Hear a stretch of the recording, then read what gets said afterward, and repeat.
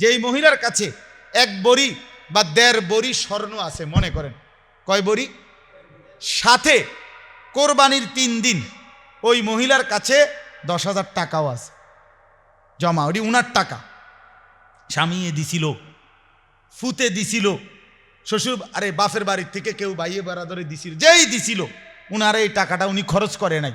মহিলা খরচ করবো কই থেকে? সংসারে তো স্বামীই খরচ করে। তো মহিলার কাছে এই জমাটা আলমারিতে, ভ্যানিটি ব্যাগে কোথাও এটা তার কাছে জমা আছে অতিরিক্ত।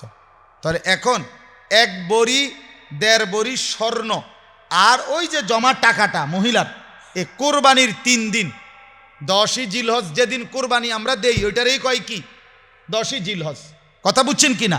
ওই দিন তারপরের 2 দিন, এই 3 দিনের ভিতরে কোনো মহিলার কাছে যদি 1.5 বড়ি স্বর্ণের সাথে আপনার মানে কিছু স্বর্ণ আর কি, আর কিছু জমা টাকা, 2টা থাকে, আর 2টা মিলাইয়া যদি 52.5 বড়ি রূপার দাম সমপরিমাণ হয় তো নিশ্চিত এই মহিলার উপরে কোরবানি ওয়াজিব। শুধু যার কাছে, মনে রাখবেন, আপনি হয়তো জিগাইবেন 7.5 বড়ি তাহলে কি তা, কথা বুঝছেন না? 7.5 বড়ি হলো যেই মহিলার কাছে 1 তোলা 1 ফোঁটা রূপাও নাই, জমা কোনো টাকাও নাই, শুধু কি আছে স্বর্ণ, বুঝছেন নি আমার কথাটা? তাইলে 7.5 বড়ি। কিন্তু যদি স্বর্ণর সাথে কিছু পরিমাণ রূপা থাকে, যেমন অনেক মহিলার পায়ের নুপুর থাকে রূপার বানানো, নওজোয়ান মহিলা মানে নতুন বিবাহিতা নারী, তার কাছে কি আছে রূপার নুপুর আছে, আবার এই স্বর্ণও আছে, এই 2টা মিলাইয়া যদি 52.5 বড়ি রূপার দাম হয় তাইলে কোরবানি ওয়াজিব। এই মহিলাকে কোরবানি দিতে হবে, বাধ্যতামূলক দিতে হবে। কই আমাদের দেশে মহিলাদের কোরবানির আলোচনা হয়তো হয় না। মহিলাদের কোরবানি কয় % দেয়? আপনি বললে আর দমক দিবে, তব বেডি বোঝো না কিছু, তুমি রুডি না বেলবা, তুমি তোমার কি দরকার কোরবানি এই সমস্ত বিষয় লইয়া মাথা কামান, যেটা আমি বুঝি না তুমি কি বুঝবা। মহিলার দমক দিয়ে লাগাই দিছে রুডি বানানি, মহিলা বুঝিয়ে জীবন রুডি বানাই শেষ, মহিলার খবর নাই। কথা বলেন না কেন? মহিলা হাসরের ময়দানে যাবে না? আহা, তো এই মহিলাকে বঞ্চিত করলেন কেন? তাকে দিন শিখাইলেন না কেন? তাকে জানাইলেন না কেন? আল্লাহ আমাদেরকে মাফ করে দেন। এই জন্য বাপ আমার অনুরোধ হইল, ইদানিং কালে প্রায় দেখি এটা মানে জাকাত, আমি আলহামদুলিল্লাহ চেষ্টা করছি আমার মসজিদে একবারে জাকাতের মাসআলা দাগ নম্বর খতিয়ান নম্বর BS-CS খুললা বুঝাইতে, একদম সোজা বলছি, কোনো সদর বদর নাই, সোজা বইয়া বুঝবেন, ভাঙ্গা বুঝবেন, একটা লাইনে বুঝবেন। জাকাত দিতে হবে। জাকাত কেন দিবেন না? রাসূলুল্লাহ সাল্লাল্লাহু আলাইহি সাল্লাম বলছেন, জাকাত অনাদায়ী যে জাকাত ফরজ হলো দিল না, হাসরের ময়দানে, হাসরের মাঠেই তার সম্পদ আগুনের মধ্যে পুরাইয়া জাহান্নামে চাক্কা বানাইয়া ফুটবলের মতো গোলাকার বানিয়ে তাকে হাসরের ময়দানে বিচার চলাকালীন অবস্থায় কসম খোদার জাকাত না দেওয়া সম্পত্তিগুলোকে পুরাইয়া আগুনে তারপরে তার কপালে, কোমরে, পিঠে দাগ লাগানো হয়। কয়দিন? কমপক্ষে 50,000 বছর। কারণ হাসরের ময়দানের একদিন কয় বছর? একবার মেশকাতে এই হাদিসের মধ্যে এটা আছেই, ফি ইয়াউমিন কানা মিকদারুহু 50,000 সানা, কোরআনের ওই আয়াত আছে। তাইলে জাকাত আপনাদেরকে একটু কষ্ট দিছি, রাত হইছে, কিন্তু বিষয়টা আপনারা মনে রাখেন।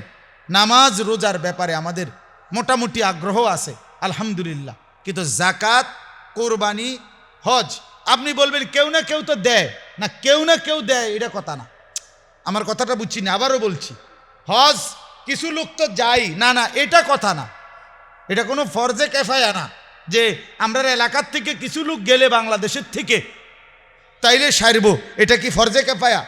জাকাত কি ফরজে কেফায়া? তো তাইলে এই জন্য জাকাত, কোরবানি, হজ আমার ওলামায়ে কেরাম যারা আছেন হাত জোড় করে আমারও অনুরোধ আপনাদের কাছে, ইমাম সাহেবান আরেকটু বিস্তারিত এই মাসআলা বলবেন, এটা আমার একটা আবেদন। আমি এই কয়দিন টানা বলে যাচ্ছি সবার কাছে, এটা আটটু ভাঙ্গে বলা দরকার মুসলমানকে, বিস্তারিত ফতুয়ার কিতাব দেখে মাসআলার কি অর্থাৎ কার উপরে ফজিলত, তো বললাম অনেক ফজিলত। আল্লাহ তাআলা বলেন প্রত্যেক যুগে আমি কোরবানির বিধান রেখেছি, হজ্জের বিধান রেখেছি, ইবাদত নামাজ রোজা যাই রাখছি, উদ্দেশ্য কি? লিয়াযকুরুসমাল্লাহ, আল্লাহ তাআলার জিকির। উদ্দেশ্য কি? জমিনে আল্লাহর জিকির হবে, জমিনের পানি, জমিন সিক্ত থাকবে রবের জিকির দ্বারা, আল্লাহর স্মরণ দ্বারা, আল্লাহর গোলামি দ্বারা।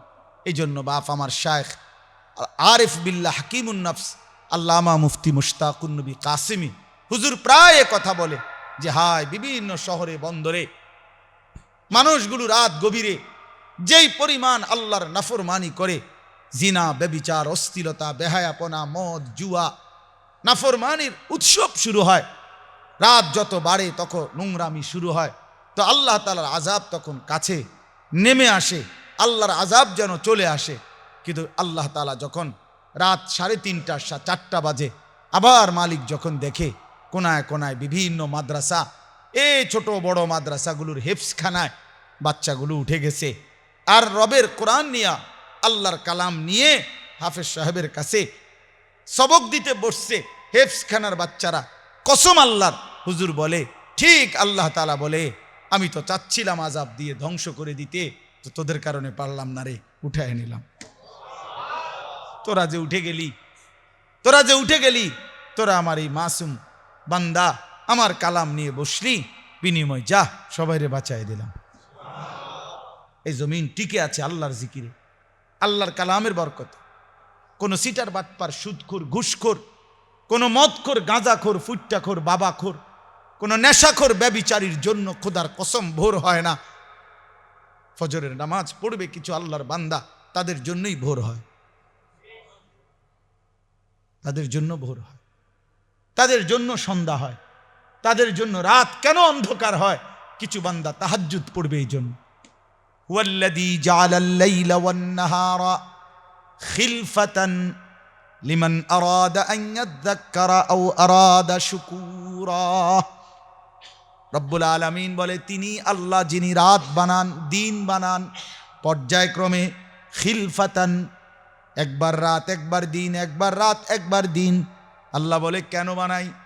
এই ধারাবাহিকভাবে রাত আর দিন কেন বানাচ্ছি? লিমান আরাদা আন ইয়াযাক্কারা, যারা যারা চায় আমি আল্লাহকে স্মরণ করতে, তাদের জন্য। আমার বান্দা এশা পড়বে, আমার বান্দা মাগরিব পড়বে, আমার বান্দা রাত্রি গভীরে তাহাজ্জুদ পড়বে। আমি যদি অন্ধকার না আনি কেমনে পড়বে? কেমনে পড়বে? লিমান আরাদা আন ইয়াযাক্কারা, যারা চায় আল্লাহর জিকির করতে তাদের জন্য রাত আসে, তাদের জন্য দিন আসে।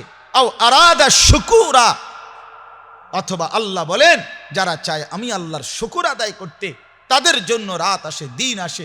এজন্য কোনো বাটপার সিটারের জন্য রাত দিন হয় না। ইমানদার নামাজি আমাদের এই লক্ষ লক্ষ কওমি মাদ্রাসার তালিবে ইলম মালিকের কোরআন পড়ে, এদের কারণে সূর্য ওঠে, চাঁদ ওঠে। মিয়া আমগরে করুণা মনে করে, আমগরে দয়ার পাত্র মনে করে। হুজুররা হুজুররা আপনাদের আরো ডেভেলপ হওয়া উচিত।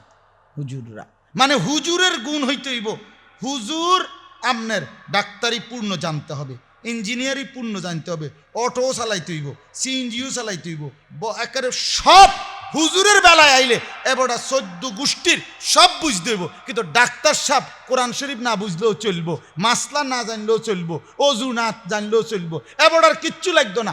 আমি কা হুজুর হইলাম, আমার রূপে সব চাপাই দেওয়াটা আমার। এটা কোন বিচারের কথা? এটা এটা কোন বিচারের কথা? এটা কিতা? সবাই বুদ্ধি দেয় মানে হুজুররা আপনারা আরো এটা জানা দরকার। ওটা মূল কথা হইল কসম, মূল বিষয় হইল তার কলজাটা যদি খুললা পরীক্ষা করতেন বের হইতো সে কোরআন সুন্নাহর যেটা আমরা পড়ছি এটা যে কোনো বিষয়ই মনে করে না। ওরা মনে করে আমরা মূর্খ, আমগোটা কোনো পড়ালেখাই না, এই জন্য আমরা কিছুই জানি না। আরে বেটা, সমস্ত পড়াকে এখনো বলে জেনারেল শিক্ষা, আর কোরআনকে বলে বিশেষ শিক্ষা। এখনো কোরআনুল কারীমের এক শব্দের সামনে, এখনো না কিয়ামত পর্যন্তও না, কোরআনুল কারীমের একটি শব্দের সামনে পৃথিবীর সমস্ত বইয়ের পড়া একত্র করলেও তার কাছাকাছি আসবেন। আসবে মনে করেন? পৃথিবীর সব পড়ার মধ্যে আমি তিরস্কারের জন্য না, আমি বুঝানোর জন্য বলতেছি। পৃথিবীর সব পড়ার মধ্যে যৌক্তিক অযৌক্তিক, বাস্তব অবাস্তব দোনো কথা আছে, কিন্তু কোরআনুল কারীমের একটি অক্ষরের মধ্যে অযৌক্তিক, অবাস্তব, অবান্তর, অপ্রাসঙ্গিক কোনো কথা আছে কি? তাহলে সব কথা নিখুঁত, সব কথা যৌক্তিক, সব কথা সুন্দর, সব কথা গ্রহণযোগ্য, সেটা কোনো পড়া হলো না। আর যৌক্তিক অযৌক্তিক কথা মিল্লা যেটা, এটা খুব গুরুত্বপূর্ণ পড়া হয়ে গেল। হ্যাঁ, আমাদের দেশে সেই ছেলে কবে হবে, কথায় না বড় হয়ে কাজে বড় হবে। সুন্দর কবিতা, শিক্ষণীয়। সকালে উঠিয়া আমি মনে মনে বলি, সারাদিন আমি যেন ভালো হয়ে চলি। চমৎকার কবিতা। কিন্তু আগডুম বাগডুম ঘোড়াডুম সাজে, এ আগডুম কিতা, বাগডুম কিতা, ঘোড়াডুম কিতা?